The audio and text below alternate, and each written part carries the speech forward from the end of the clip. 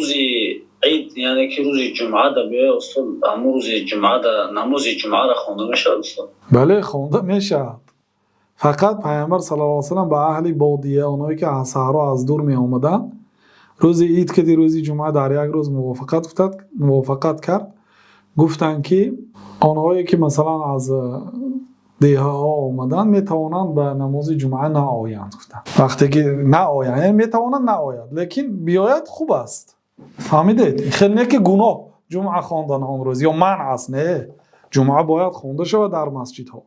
یگان مسجد باید مسجدی یک جامع است باید جمعه رو ترک نکند گوید که امروز عید خواندیم جمعه نمیخوانیم نگوید، باید خواند. فقط برای مردم اجازت است که نبیایند اجازت است. بسم الله الرحمن الرحیم. الحمد لله والصلاة والسلام علی رسول الله و علی آله و اصحابه و من والاه. اما بعد، اگر روز جمعه و روز عید موافقت کند از نگاه شریعت اجازت است که کسی که نماز عید خوانده است جمعه نخواند، ولی جمعه خواندن بهتر است. ولی امام های مسجد ها باید در مسجد ها جمعه را برپا دارند. جمعه در تمام مسجد های جامع باید برپا داشته شود. فقط آنهایی که نخواستند به جمعه بیایند برای آنها اجازت است که به نماز جمعه نآیند لیکن پیشین میخوانند و به جمعه آمدن آنها بهتر است. والله تعالی اعلم.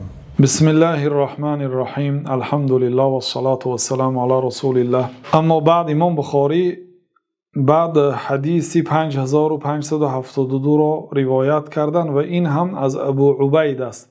بنابراین در ابتداش که قال ابو عبید، از ابو عبید روایت کردن یک بار بدون اسناد. گفتن که ابو عبید گفت برام که اسنادش در بالا اومده بود. ثم شهدت مع عثمان بن عفان. ثانی من عید را در سالهای بعدی همراهی عثمان بن عفان خواندم. کان ذلك یوم الجمعه، و روز عید به روز جمعه راست آمد. زمانی که همراهی عثمان نماز عید خواندم عید در روز جمعه موافقت کرد. بعد حضرت عثمان فصلى قبل الخطبه، مثل حضرت عمر اول نماز خواندن سپس خطبه کردن، یعنی پیش از خطبه اول نماز گذاشتن. ثم خطبه، سالم به مردم خطبه کردن. فقال یا ایها الناس، به مردم گفت ای مردم، ان هذا یوم قد اجتمع لكم فيه عیدان، امروز برای شما دو عید جمع شد، عید و این چنین نماز جمعه. فمن احب ان ينتظر الجمعه من اهل العوالی فلينتظر، کدام از بین شما دوست دارد که تا نماز جمعه در مسجد نشیند منتظر جمعه شود، منتظر شود. از مردم عوالی، مردم عوالی تقریبا 5 کیلومتر از مدینه دورتر است. به مدینه به نماز جمعه و به نماز عید می فرآمدند. گفتند که کدامی که از شما خواهد که همراه ما جمعه هم خواند منتظر شود.